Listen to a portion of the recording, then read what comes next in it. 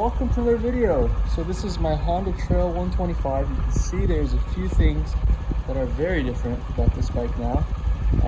For one, we don't have the milk crate back there. Of course, we had the automatic chain oiler on that milk crate, so now that's on this side. We have a new center rack that is the World Walk basket from WeBike. That's some new crash cars. These things are awesome. The only thing that I would just caution you guys about is that this bolt is now impossible to get out with this spacer. So I would say just go ahead and put the OEM maybe. Yeah, I would probably run OEM. This was a mistake. Yeah, I guess if it loosens, I'll just finger tight. And yeah, at some point I'm gonna have to get that taken care of. But for now, it's all right. I got the new foot peg bracket on there. Of course, the previous crash guard made an issue where the previous dealer that I brought it to, they fucked it up. I don't want to get into all the details, but yeah, the OEM part is pretty trash for the foot pegs. I really wish that would be beefed up a little bit. Cause yeah, I haven't really been riding this thing very hard, and that foot peg bracket, literally like the part that bolts onto the crash guard. So, you know, there's the four pieces. There's four pieces like that, 4 threads, and then there's the two that are going into the crash guards. The one to the left side, literally the metal snapped off. But you know, I want to say it's partially Honda's fault for making crappy stuff, and partially just the dealership that really fucked me over. Yeah, they were trying to weld my crash guard back together, and I guess they must have used the foot peg bracket or whatever, and they bent it in place. And yeah, the crash guard the hole was misaligned, so I guess they didn't catch that when they really should have. They really should have caught it. Anyway, so those Moto piece of shit crash guards, those things are gone. This thing's here now. You can see I put a bolt in here. Yes, there is a thread. So if I wanted to, I could move my lights, and I reckon they would fit. But I think I prefer to have them on the handlebar like this. There's a new issue here. I think it's the throttle cable. So when it's full lock, turn to the right.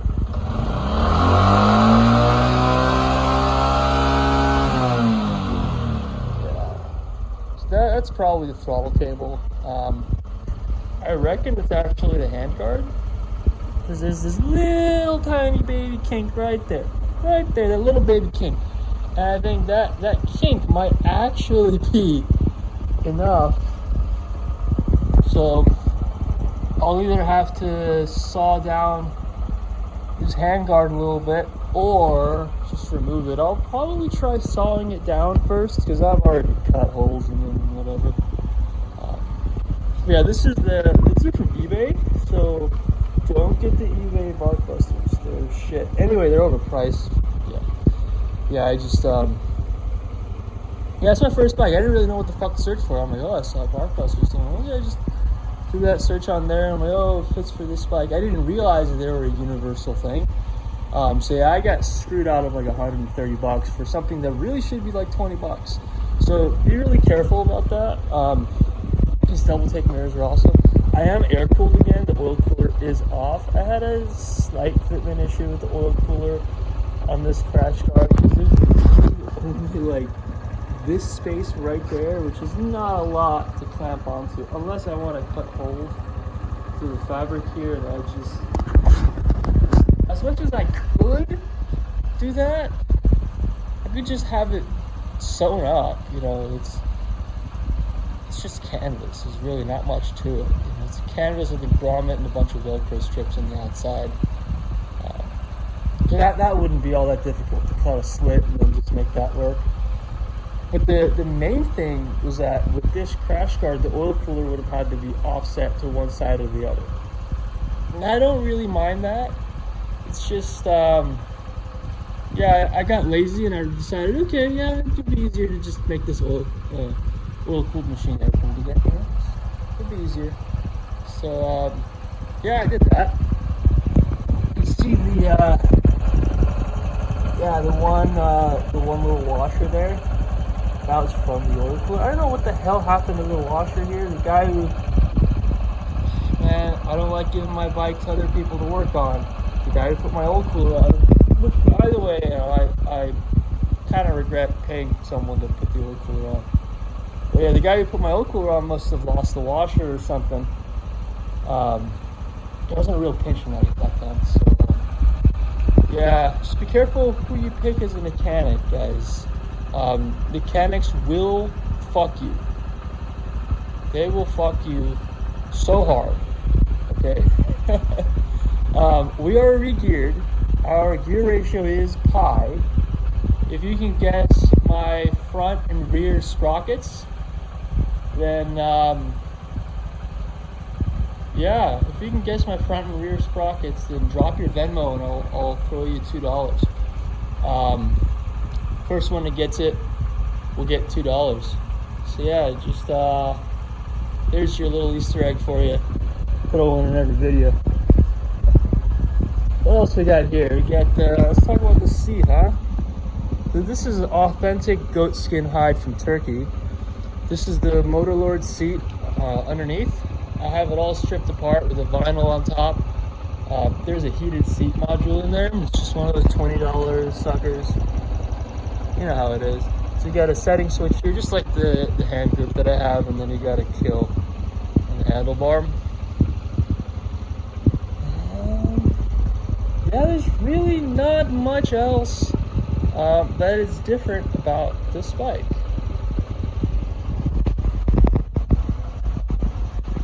I really, really, really like this machine a lot. That Kickstarter was kind of hitting me in the leg, so I moved it back like a notch. I haven't ridden it since then, so yeah, I guess we'll see. The bike has been running for about 17.5 minutes, so whatever the timestamp in the video, just add 10 minutes to it. Yeah, that's the oil temperature, about 38 Celsius. And there we go, that's what the output says. Alright, so that's the oil, that's the block. And yeah, man, this bike has been really good to me. It's been reliable. I've done my first valve adjustment on this one. That was pretty easy. I gapped my spark plug. That was fun. It's getting around that time where I want to do the centrifugal oil filter. You know what? I probably should have done that. I probably should have done that when I had the side case open for the oil pump. Yeah, I upgraded the oil pump in this thing, by the way. So let's see if the upgraded oil pump is a better idea than the oil cooler. In hindsight, I think it's probably the right decision to run the oil pump instead of the oil cooler. It would be a lot simpler. The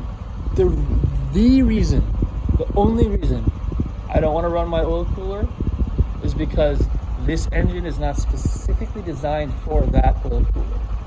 And what I mean is you're kind of just pumping oil where it's not supposed to be pumped. What it does is, I don't know if you guys remember, you probably reference any of the other videos. It's the same on drums and monkeys and whatever the fuck, the top end's all the same. At least the layout is. But yeah, so this is the intake valve. So you basically pop off these two 8 mils and you replace that cover. You use the same gasket and everything. And there's a line that goes in there. I believe the oil comes out here and in there. Maybe the other way. I'm not 100% sure. Don't quote me on that. But yeah, it goes in one way and out the other, and that's the point. So it goes one way. It's got a tap through here, so that's why you got to remove the cover. But it also uses this stud, so you got to replace the stud, make it a little longer. And yeah, so it does work. You know, it does cool the oil. The engine does run cooler with the oil cooler, but you know, I don't really have a great place to plumb it. I don't have a place that has a lot of airflow. I have a place that has adequate airflow, but it's not perfect. This is a 20-minute mark. Looks like we're at 41 Celsius, 104. But yeah, you know, this engine's all stock at this point, except for the oil pump.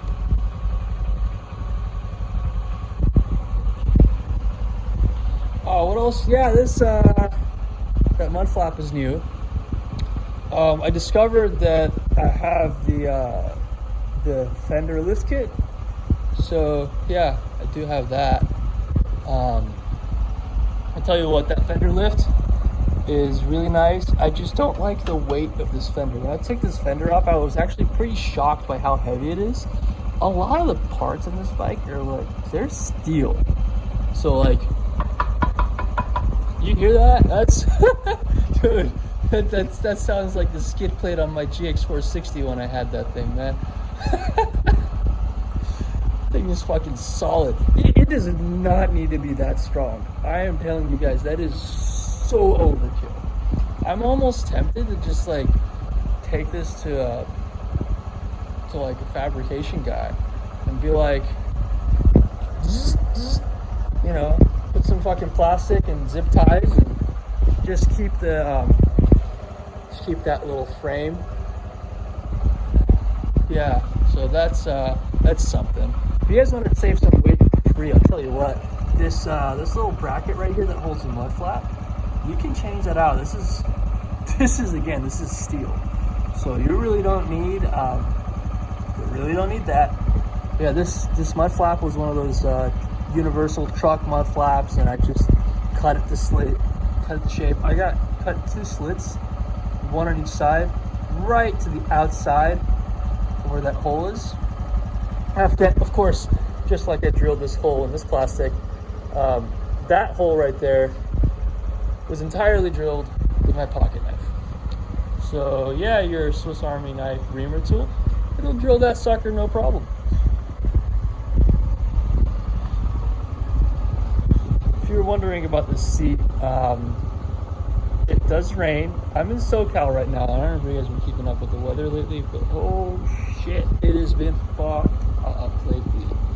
So yeah, I got a little seat cover that just sits right there. This is like a bicycle bag. It's one of those outdoor retailers. Walk in and $35, and it works pretty good. And the reason I kept this rack, I could have switched the rack up. You know, for aesthetic reasons, it would be nice to switch up the rack. I'm not really the kind of person who gives a shit about aesthetics. I mean, look at this. I don't think you'll see any CT125 which is this much. Yeah, I don't know what the fuck to call that, but that's no bueno on the paint. Yeah, you don't see this filthy the CT125 normally. So yeah, I wanted to keep this handle here for using the kickstand. That's the other reason why the chain oiler is on that side. Yeah, what else? Man, there's really not much else to this bike. You can tell I got the box still on here. I had a rack extension. I removed that rack extension. If anybody wants to make me an offer for those old Motoskill crash cars, which are defective and they have had a weld repair, so please note that they're not perfect. They will need to be altered. I honestly, I don't want to sell this to anyone unless you have every intention of repairing it with a welder. Okay, I just want to be super clear about that so I don't get sued. But yeah, if anybody wants to make me an offer for those crash guards, feel free. The rack extension, same thing, and the old center rack. Of course, the center rack, I won't have that hardware there. But yeah, if you want to make me an offer, feel free. I'm gonna keep the oil cooler, partially because I got that washer on there. Of course, I could just change that out whenever I want. But yeah, I'm gonna keep the oil cooler for now. But the rest of it, you know, you can just make me an offer. I also have some handlebar risers. If anybody wants to make me an offer for those. Yeah. See show you guys what tires I'm running. It's the same for the front and the rear. So yeah, we get the SR244s here. These are brand spanking new. These are 3.0 17s. If you want to look for yourself. These tires, they work pretty good. I haven't ridden them off-road yet, but on the road so far, you know, the, I don't know, 30, 40 miles I've put on them, they're fine, you know, they're really, really nice. I like it. We're at, what, 26 minutes almost? So let's check the, yeah, so it looks like we're around 49 Celsius, 49.5 maybe. 116.1. You can see that this is getting hot. I'm running 10W40 in here. So let's pull out the oil for you just so you know. Yeah, there we go. That's what I'm running. Castrol Power One Superior Acceleration 10W40 motorcycle oil. Official sponsor of Scumbag Insurance Company. By the way, all insurance companies are a scam. So yeah, just keep that in mind. It's a necessary evil. Yeah, I guess if you guys have any questions, just leave them down below. I'm gonna wait for another, gosh, like 3 minutes just to end this video, because yeah, I want to check the temperature around half an hour. I have been idling this about pretty much the whole time. There were a couple of instances where you saw me turn the handlebar and then, you know, revs like crazy. There are a few instances of that. Yeah. So what else is there? Oh, let me show you that Fumoto valve. Oh yeah, son of a bitch. That Fumoto valve. Nobody wants to see how much it actually protrudes the skid plate. The answer is yes, it does protrude. So it can get knocked off on off-road, okay? That is within the laws of physics, because there is a big hole there. However, I've actually thought of a solution. I don't know how or when I'm going to do this, but the solution is I have to drop this skid plate. And either, if I want to reuse this, I can. If I want to upgrade it, I'll probably do it with the upgrade skid plate, because this is really thin and flimsy aluminum. That's funny, they would make a steel fender. They couldn't make a fucking steel skid plate. How cheap can you be, Honda? Seriously. Anyway, yeah. So you see these two holes? They gave me an idea, and maybe I could just like weld a nut on the back, and then just have another piece of aluminum coming out this way, so I could just drop those two pieces, drain the oil whenever I want, and then just have them up so that. I figure if anything is gonna come, it's not gonna come and smack it from underneath. It's gonna come with the force going towards the rear tire. So if it's a skid plate, it really just needs to slide. It doesn't need to do all that much. So yeah, that's something to consider. This Fumoto valve is definitely a liability when off-road. But yeah, I really don't go that hard. I'm normally riding very, very, very slowly. And that kind of stuff is just, yeah, it's just not an issue for me. Yeah, I guess we're coming up on that half an hour mark. So, yeah, it's been idling for almost half an hour. You can see we're not running any of the electronics except for the high beam. Oh, before I forget, yeah, I changed the switch. Yeah, look at that. So it's a new turn signal switch from Bees Deals. So, you know, turn signal works just like normal, but it's got hazards. So yeah, we got the hazards on there. Still running this bike without ABS. There's a flash to pass, as well as just a regular switch that the OEM has. Yeah, it's 30 minutes temperature. 122 Celsius over here. And